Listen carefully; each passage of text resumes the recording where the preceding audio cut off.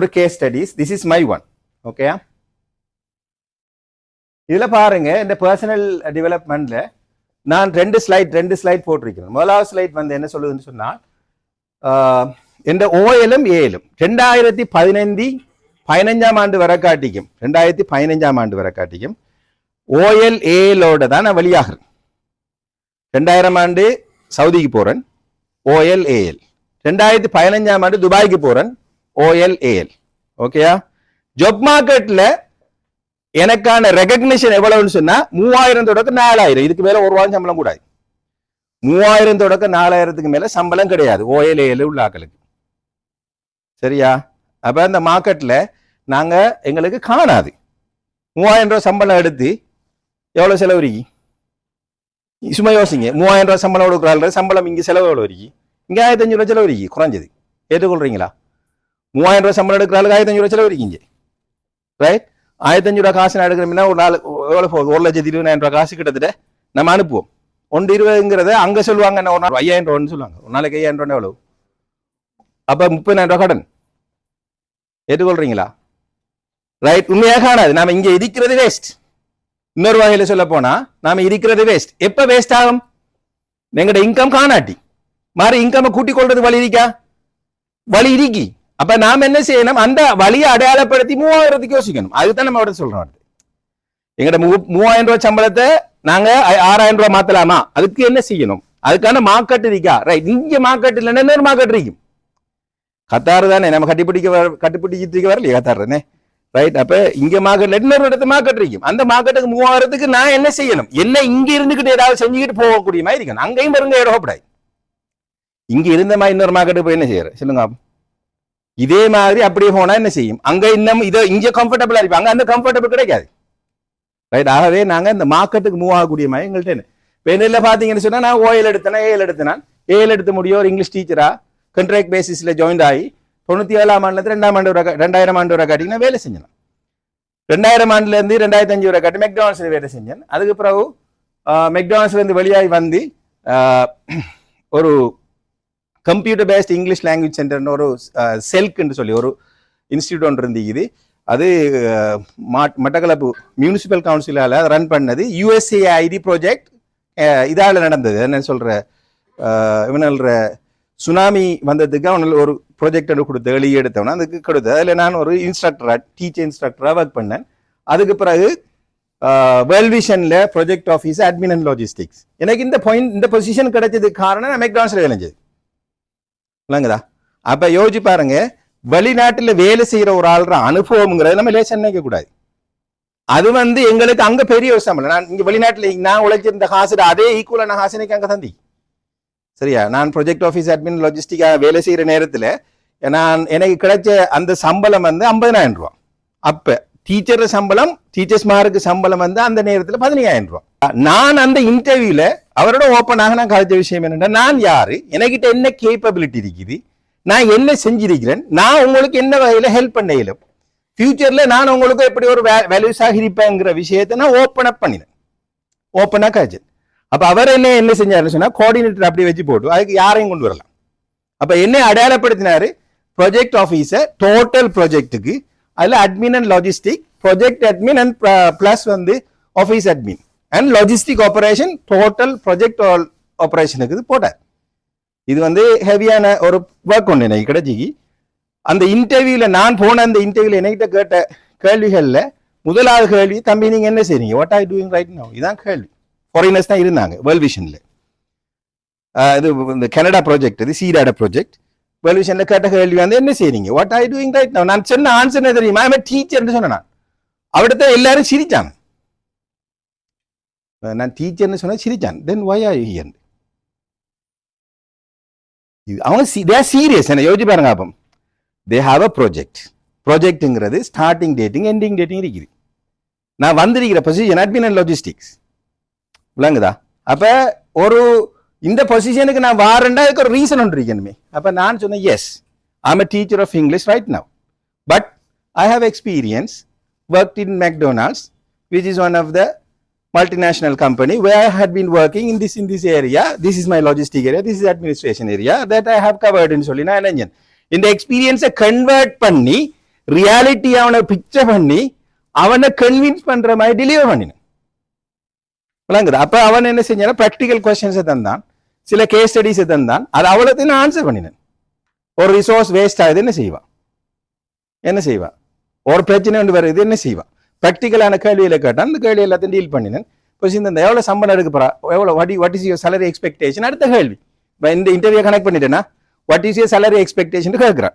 இப்போ நான் சொன்னது 20,000 தான் சொன்னேன். 20,000 அந்த நேரத்தில் 20,000 நான் 15,000 ரூபா தான் டீச்சர் சம்பளம். இப்போ 20,000 ரூபா சொன்னேன். அப்போ அதுக்கும் சிரிச்சாங்க. சிரிச்சு போட்டு திருப்பி சொன்னாங்க யுவர் salary is 50,000. இல்லைங்கதா? ஏன்டா நான் செய்யற வேலை, அந்த செய்ய போற அந்த வேலையோட ரெஸ்பான்சிபிலிட்டி, அக்கௌண்டபிலிட்டி ரைட் வந்து பெருசு.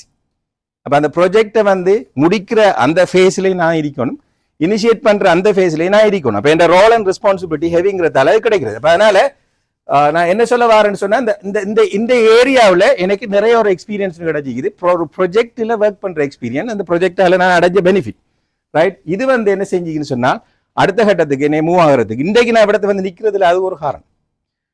இண்டஸ்ட்ரி எக்ஸ்பீரியன்ஸ் இல்லாம ஒரு ஆள் நாலேஜை வச்சுக்கொண்டு மார்க்கெட்ல சர்வைவ் ஆகல.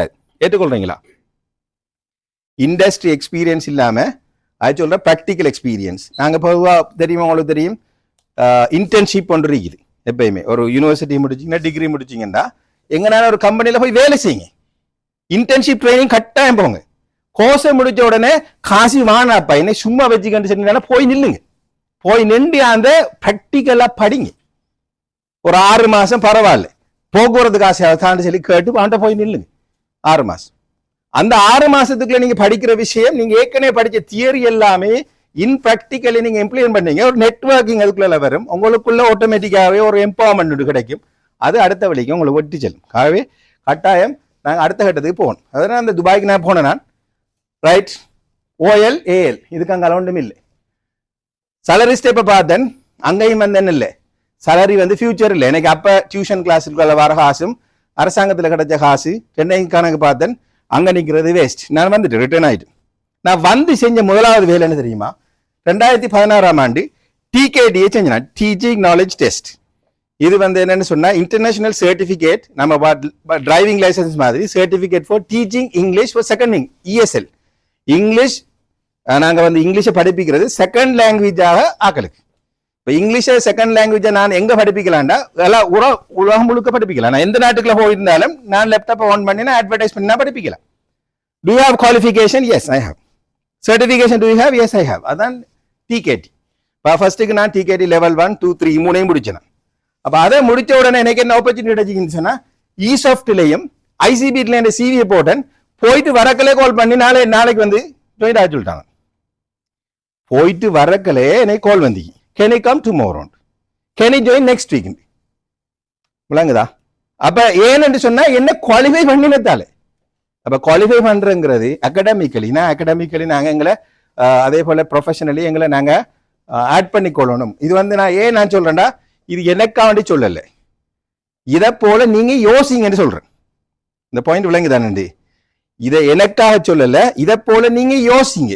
நாளைக்கு உங்களையும் கூப்பிட்டு வாங்கன்னு கூப்பிடுறதுக்கு நீங்க என்ன செஞ்சு வச்சிருக்கீங்க, அதுக்கு நீங்க என்ன வேல்யூஸ் ஆட் பண்ணி வச்சிருக்கீங்க. ஆட் பண்ணலன்னா ஆட் பண்றதுக்கான வழி என்ன, அதுக்காக நான் என்ன செய்யணும் அதை யோசிங்க, அதுக்கான வேலை திட்டத்தை யோசிங்க. ரைட். நான் ICBTக்குள்ள போன உடனே எனக்கு வந்து விசிட்டிங் கிடைச்சிக்கு. அப்ப நான் படிப்பிச்சது இங்கிலீஷ்.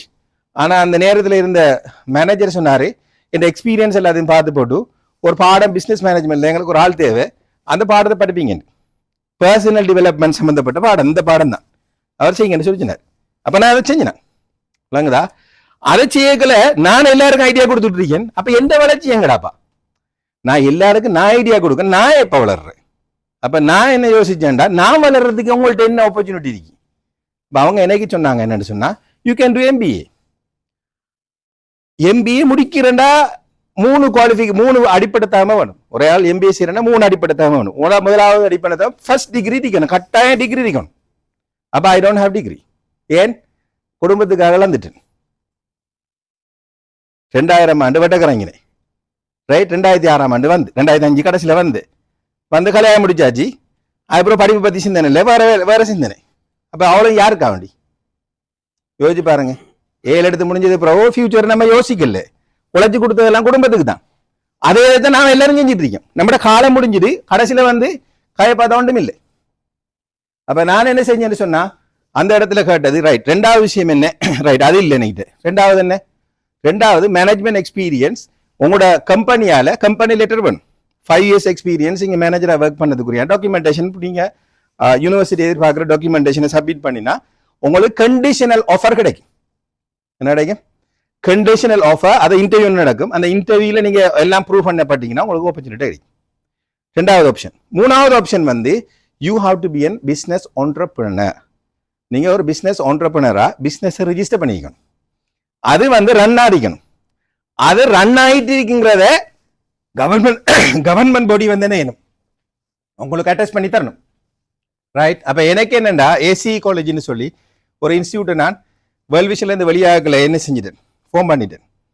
ரைட். இந்த இன்ஸ்டியூட்டை வந்து நான் கொஞ்சம் ஒரு அட்வான்ஸ்டா, கிரியேட்டிவா, இனோவேட்டிவா, ஃபியூச்சருக்கு ஏற்றாப்பில் நான் படிப்பிச்சது நீங்க பார்த்தா அந்த டைம்ல தெரியும். இந்த அலியாப்படியார ஜங்ஷன் அந்த சந்தியில நான் பாடம் நடத்திருக்கிறேன். அதில் படித்த ஆக்கள் சில ஆக்கள் இதில் இருக்கலாம். அதுங்க வந்து என்னென்னு சொன்னால் கம்ப்யூட்டரு கூடாக video presentation, power point presentation கூடாக மல்டிமீடியாப்பா வச்சு படிப்பிச்சேன். ஏறாவில் நான் முதலாக படிப்பிச்சது. ஓகே. என்ன நாம ஒரு டிஃபரன்ஷியேட் பண்ணி சொசைட்டிக்கு நம்மட இன்புட்டை லேசாக கொடுக்கறதுக்கான டூல்ஸ் இருக்குது. அந்த டூல்ஸ் எல்லாம் பாவிச்சேன். ரைட். அது கிடைச்சிக்கு மாஷால்லா. அதில் ப்ரோக்ரஸ் வருஷம் இந்த பிள்ளைகளுக்கான அவார்டிங்கை செஞ்சு வாங்கி எல்லா அரசியல்வாதியும் எடுத்து வச்சு அது எல்லாத்தையும் நான் டாக்குமெண்ட் செஞ்சு வச்சேன். மிக முக்கியமானது தான். நம்ம என்னதை செஞ்சாலும் டாக்குமெண்ட் பண்ணிடுவோம். அப்போ டாக்குமெண்டேஷன் செஞ்சு வச்சேன். அப்போ அந்த டாக்குமெண்டேஷன் எல்லாத்தையும் கொடுத்து ரெக்கமெண்டேஷன் லெட்டர் எடுத்தேன். எஜுகேஷன் டிபார்ட்மெண்ட்லேருந்தும் டிஎஸ் ஆஃபீஸ்லேருந்தும் எடுத்தேன். இதை சப்போர்ட்டிவ் வச்சு ஏற்கனவே இந்த கார்பரேட் எக்ஸ்பீரியன்ஸையும் ப்ரொஜெக்ட் எக்ஸ்பீரியன்ஸையும் கனெக்ட் பண்ணி நான் ஒரு ப்ரொஃபைலிங் ஒன்று செஞ்சேன், அனுப்பினேன், சப்மிட் பண்ணேன். கண்டிஷன் ஆஃபருக்கு இன்டர்வியூ நடந்தீங்க, எனக்கு opportunity you can do that. அப்போ யோசிச்சு பாருங்க, டிகிரி எங்க போனாலும் டிகிரி பெரிய பிரச்சனைடாப்பா. சும்மா எடுக்கிறாம அது. அப்ப இது பெரிய பிரச்சனை. அப்ப நான் ஓகே டிகிரியா, ஐ ஹேவ் மாஸ்டர் டிகிரி. அப்ப அதுக்கு என்னஞ்சாச்சு, அந்த சப்ஜெக்டுக்கு முற்றுப்புள்ளி வச்சாச்சு. இப்ப மாறி நான் யோசிச்சேன், எப்படி திடீர்னு பாஞ்சு பின்ன பெரிய லெட்டர்ல பின்ன மேல போய் நிக்கிறேன். அப்ப நான் என்னன்னா அந்த கெப்பை, இவ்வளவு பெரிய கெப்பை சடன்லி பெரிய ஒரு கெப் அது. அப்ப அது அனுபவத்துக்குள்ள வந்ததுதான். ஓகே. ஆனா இருந்தாலும் அகாடமிக்கலி காணா அப்படி போகக்கூடாது. ரைட். அப்ப நான் என்ன செஞ்சேன்னா பேரலா போஸ்ட் கிராஜுவேஷன் டிப்ளமா லெவல் 7 செஞ்சேன் ஹெச்ஆர்எம்ல. என் ஸ்பெஷலைசேஷன் ஹெச்ஆர்எம் செஞ்சேன். Post graduation diploma level 7. அப்ப எம்பிஏக்கு அடுத்த ஸ்டெப். அடுத்தது என்ன செஞ்சேன்னா பிஎஸ்சி ஒன்றும் செஞ்சு இயலாது. நான் டிப்ளமா இன் சைக்காலஜி செஞ்சேன். விளங்குதா? அப்ப இடையில என்ன இருக்குன்னா பிஎஸ்சி கேப் பண்றீங்க, ஸ்டில் கேப் தான் நினைக்கிறது. ஆனா அதை ஃபில் பண்றதுக்கு நான் என்ன செய்யலாம்னா இனி ஃபியூச்சருக்கு நான் என்ன யோசிக்கலாம்னா பிஎஸ்சி காய்ச்சிட்டு இயலாது. அப்ப நான் என்ன செஞ்சேன், அடுத்த கட்டத்துக்கு பிஹெச்டிக்கு அப்ளை பண்ணேன். பிஹெச்டி எனக்கு ஆஃபர் லெட்டர் கிடைச்சிருக்கு, கண்டிஷனல் ஆஃபர் மலேசியாட. I have the letter. இப்ப என்ன நான் சொல்ல வாரேன் விளங்கிட்டேன் உங்களுக்கு. இந்த இடைவெளியை நாம எப்படி என்ன செய்யறேன், குறைச்சி நம்மளை எப்படி மேல கொண்டு போகலாம், அதுக்கு நான் என்ன செய்யலாம், கரண்டா நான் என்ன செய்யலாம், இருக்கிற ரியாலிட்டிக்குள்ள நான் என்ன செய்யலாம், அதை நான் யோசிக்கலாம். ஆகவே அடுத்த கட்டமாக நான் செஞ்ச வேலை என்னைய குவாலிஃபை பண்ணிட்டு கத்தாருக்கு வந்தேன். கத்தார்ல இருக்கிற ஜாப் மார்க்கெட்டை வந்து பார்த்த நேரத்தில் ஸ்டில் அதே சேலரி. அடுத்த கட்டம் சேலரிக்கான சந்தர்ப்பங்கள்லாம் குறைஞ்சிருந்தீங்க. எனக்கு ஒரே ஒரு சந்தர்ப்பம் கிடைச்சிக்குது. ஒரு ஆள், என் மாணவன் ஒரு ஆள் என்னை ரெக்கமெண்ட் பண்ணாரு. சார் நீங்க படிப்பிக்கிறாள் தானே சார், இந்த ட்ரைனிங் இன்ஸ்டியூட் இருக்குது, உங்களோட சிவியை தாங்க, நான் கொடுத்து பார்க்கேன். அவர் என்கிட்ட கேட்டார், அவர் உதவி. ரைட். அவர் கொடுத்த அந்த சிவியை ரிசீவ் பண்ணி என்னை உள்வாங்கினால்தான் இந்த இன்ஸ்டியூட்டுக்காரன். ஐகோன்ல இவர் வந்து அங்க ஆல்ரெடி சேல்ஸ் அண்ட் மார்க்கெட்டிங்ல மேனேஜரா இருந்தவர். ரைட். பாருங்க எப்படி டெவலப் ஆயிருக்குது. விளங்குதா? ஒரு இன்ஸ்டியூட்டுக்குள்ள இருந்த ஒரு ஆள் இப்ப தனி ஒரு இன்ஸ்டியூட் நடத்துறாரு, வளர்ந்துருக்கிறார். ரைட். அவர் தான் என்ன சொன்னார், ரைட் யூ கேன் டூன்னு சொல்லி. அப்ப அவர் ரெக்கமெண்டேஷன்ல ஒரு கிளாஸ் தந்தாங்க எனக்கு, பிசினஸ் மேனேஜ்மெண்ட் லெவல் 4 தந்தாங்க, ஹெச்ஆர்எம் தந்தாங்க. அதுக்கடுத்தா அப்புறம் ஐகோன்ல அந்த பாஸ் வந்து என்ன கேட்டாரு, நீங்க ப்ரொக்யூர்மெண்ட் லாஜிஸ்டிக்ஸ் செய்வீங்களான்ட்டு. நான் சொன்ன அந்த செக்ஷன்ல நான் ஆல்ரெடி ப்ராஜெக்ட் எக்ஸ்பீரியன்ஸ் இருக்கு, நான் ஒர்க் பண்ணிக்கிறேன். ஓகே. ஆல்ரெடி அந்த ஃபீல்டில் இருந்திருக்கேன்னு சொல்ல. அப்போ ஓகே. ரைட். அதை தவிர அடுத்த சோர்ஸ் ஆஃப் இன்கம் நான் யோசிச்சது கத்தாரி. நான் இங்கிலீஷ் டீச்சர். இன்னொரு சைட் ஆஃப் இன்கம் இருக்குதா? இதில் பாருங்க, இங்கிலீஷ் டீச்சராக கான்ட்ராக்ட் பேசிஸில் 3000 ரூபா சம்பளம் ஆரம்பத்தில். மெக்டானல்ஸுக்கு போனேன், நான் டியூட்டராக வேலை செஞ்சேன். ரைட், வந்து ப்ராஜெக்ட் ஆஃபீஸில் அட்மின் அண்ட் லாஜிஸ்டிக்கை வேலை செஞ்சேன்.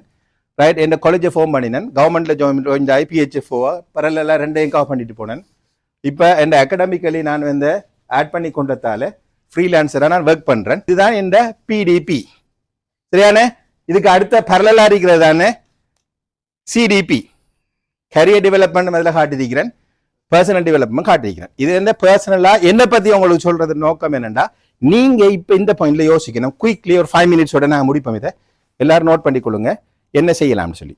உங்களோட சைட்டில் யோசிங்க, இந்த பாத்தை நீங்கள் டெவலப் பண்ணுறதுல அகடமிக்கலி ப்ரொஃபஷனலி நீங்கள் செய்கிறதுக்கு என்ன செய்யலாம் நோட் பண்ணிக்கொள்ளுங்க. முதலாவது யோசிங்க, இப்போ நீங்கள் என்ன பொசிஷனில் இருக்கிறீங்க நோட் பண்ணுங்க. இப்போ என்ன பொசிஷனில் இருக்கீங்க? ரைட், அதை நீங்கள் வந்து கீழே எழுதுங்க. தொங்கல் எழுதுங்க, கீழே எழுதுங்க, கீழே எழுதுங்க. சரியா? இப்போ எங்க நிற்கிறீங்க? என்ன வேணுமா? இருக்குதா? Okay, right. இப்போ நீங்க இவடத்தை நிக்கிற, நீங்க எங்க போகணும்? இப்போ நீங்களே போடுங்க, ஒரு எவடத்தை போய் நிக்க போறீங்க. இன் 10 இயர்ஸ்ல நீங்க எங்க போய் நிக்கணும்? ஓகே, நீங்க எழுதுங்க. அது உங்களோட தாள் நீங்க மடிச்சு எடுத்து பக்கத்துக்கு வச்சுட்டு போறதுதான். நீங்க எழுதுங்க, அது இண்டிவிஜுவலா தான். ரைட், அப்படியோட உங்களுக்கு கனவு இருந்தா எழுதி கொள்ளுங்க.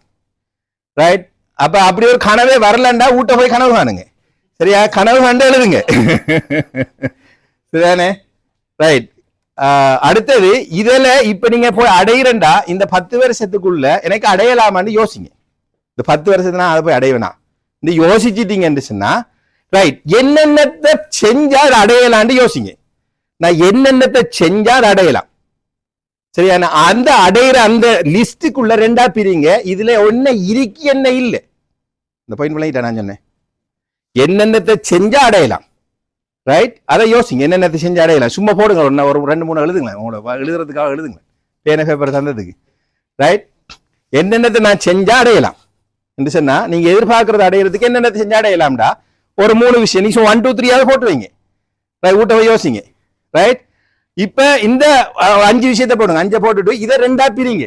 இந்த 5ஐயும் என்ன நாங்க என்ன செய்யணும்? இப்ப இதுல எனக்கிட்ட இமீடியட்டா என்ன இருக்கு, என்கிட்ட என்ன இல்ல. இந்த 5க்குள்ள 6க்குள்ள என்ன இருக்கு, என்ன இல்லை. 6 நம்பரை போடுங்களேன். இந்த 6 நான் செஞ்சாதான் அடையலாண்டா. இந்த 6 இல்லை, நான் ஒரு ஃப்ரேம் ஒர்க் தரேன். விளங்குதா? பிடிபி வந்து ஃப்ரேம் ஒர்க். இப்ப ஒரு ஃப்ரேம் ஒர்க் தரேன். என்ன 6 விஷயத்தை செஞ்சா நான் மேல வைத்துருவேன். இந்த 6 விஷயத்தை செய்யறதுல 6 இல்ல என்ன இருக்கு, என்ன இல்லை. எத்தனை விஷயம் இருக்கு, எத்தனை விஷயம் இல்லை. இல்லாத அந்த வேலைக்கு நீங்க என்ன செய்யணும்? ஒர்க் பிளான் போடணும். இல்லாத அந்த வேலைக்கு நீங்க ஒர்க் பிளான் போடணும். அந்த இடத்துல தான் என்ன கனெக்ட் ஆக போகுதுன்னா, உங்களோட லேர்னிங் கனெக்ட் ஆக போகுது. உங்களோட கரியர் பார்த்து நீங்க டெவலப் பண்றதுக்கான பிளான், உங்களோட லேர்னிங். விளங்குதா?